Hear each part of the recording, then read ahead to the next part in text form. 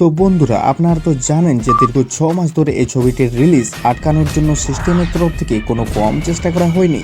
কিন্তু কে জানতো যে 6 মাসের এই লড়াইয়ের শেষে এই ছবির হিরো রিয়েল লাইফে নিজে একটা সিস্টেম হয়ে উঠবে। তো কথা হচ্ছে বিজয় থালাপতির শেষ ছবি জননায়কন নিয়ে, যা অবশেষে থিয়েটারে রিলিজ হয়ে গেছে। সত্যি বলতে সিনেমাটার প্রথম সিনটা দেখেই পরিষ্কার হয়ে যায় কেন এটাকে 200 দিন আটকে রাখার ষড়যন্ত্র হয়েছিল। ভীষণভাবে পলিটিক্যালি টার্গেট করা হয় এই সিনেমার মধ্যে, কোনো ফিল্টার ছাড়াই সোজাসুজি সরকারের বিরুদ্ধে প্রশ্ন তোলে ছবি।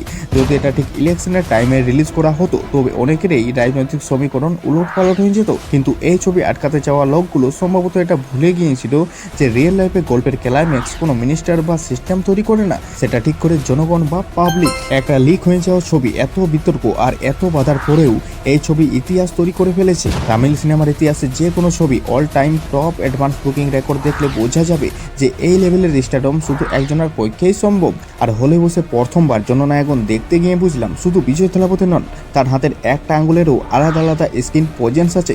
কখনো শুনেছেন একটা অভিনেতার সামান্য আঙ্গুলের ইশারাতেই আস্ত থিয়েটার পাগল হয়ে যেতে পারে? জননায়কনের ফার্স্ট ডে ফার্স্ট শো এর অভিজ্ঞতা একদম বন্যা।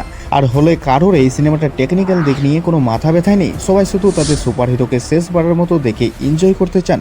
আর এই ইমোশনটাকে আরও বাড়িয়ে দিতে কিছু অডিশনাল চেঞ্জও করা হয়েছে, যা নিয়ে সামনে এক বিশাল গন্ডগোল হতে চলেছে। আর এই সিনেমাটিতে থলাপতিকে সবাই ভালোবাসে, সুপারম্যান বলে ডাকে। কিন্তু মজার ব্যাপার হলো এই ছবিটি আদতে কোনো টিপিক্যাল হিরোর গল্প নয়, একটা ছোট মেয়ের গল্প যার বাবা মায়ের স্বপ্ন ছিল যে তাকে আর্মি ইউনিফর্মে দেখবে। আর সেই স্বপ্ন পূরণ করাই এখন আমাদের হিরোর একমাত্র মিশন। কিন্তু এই হিরো হওয়ার আগে অন্য এক জগতের মানুষ ছিলেন। আর বিজয় চরিত্রের একটা দারুণ সিক্রেট ব্যাক স্টোরি আছে, যা মাঝে মাঝে মেসি অ্যাকশন মোমেন্ট হিসেবে স্ক্রিনে ফিরে আসে। রক্তারক্তিতে ভরপুর সেই সব অ্যাকশন সিন, যার জন্য ছবিটিতে বয়স্কদের জন্য এই সার্টিফিকেট দেওয়া হয়েছে। আর এরপর এন্ট্রি হয় ভিলেনের। ববি দেওয়ালের চরিত্রটি বেশ স্টাইলিশ এবং ভয়ঙ্কর লুকে প্রেজেন্ট করা হয়েছে। এমন একজন শক্তিশালী মানুষ যিনি চাইলেও আস্ত দেশের সরকার ফেলে দিতে পারেন। আর দেখলেই বোঝা যায় এই ছবির শেষে এই দুজনের ফেস আপ মারাত্মক ব্রুটাল হতে চলেছে। তবে অ্যাকশন আর গন্ডগোল ছেড়ে ছবিটা এক সময় নারীদের ক্ষমতার দিকে ফোকাস করতে শুরু করে বিজয় এবং শিশুটির মধ্যে বেশ কিছু ইমোশনাল সিন তৈরি করা হয়। এর মাঝে একটু জোর করে রোমান্টিক অ্যাঙ্গেল আনার চেষ্টা করা হয়, আর যার জন্য পূজা হেগড়ের এন্ট্রি হয়। যদিও বলা ভালো, তিনি মূলত আইটেম সংগুলোতেই বেশি নজর কেড়েছে, কিন্তু গানগুলো দারুণভাবে সাজানো হয়েছে ফ্যান সার্ভিস দেওয়ার জন্য। আর সবচেয়ে বড় পিক মেসি মোমেন্ট আছে যখন বিজয়ের হাতে হাস্তর উঠে। রিয়েল লাইফের ফিকশনকে রিয়েল লাইফের রাজনীতির সঙ্গে চমৎকারভাবে জুড়ে দেওয়া হয়েছে।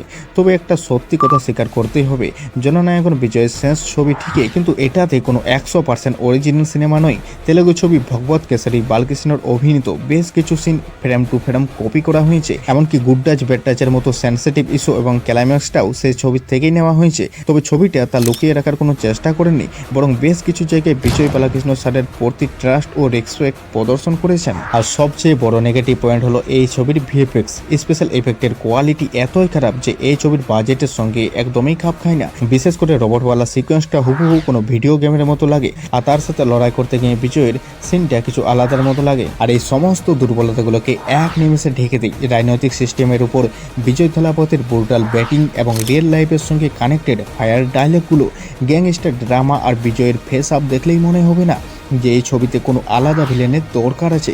এটি পুরোদমই আমাদের সিএম স্যার বিজয় ওয়ান ম্যান শো। আর আমার একটা অ্যাডভাইস থাকবে, টিকিট কাটার আগে জেনে শুনে যান। আপনি যদি এখানে পিওর লজিক বা ক্লাসিক সিনেমা খুঁজতে যান তবে 100% টাকা বরবাদ হবে।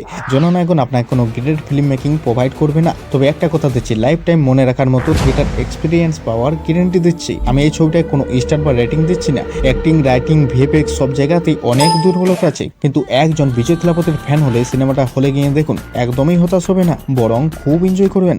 তো বক্স অফিসের record just crime, Thalapathy is coming.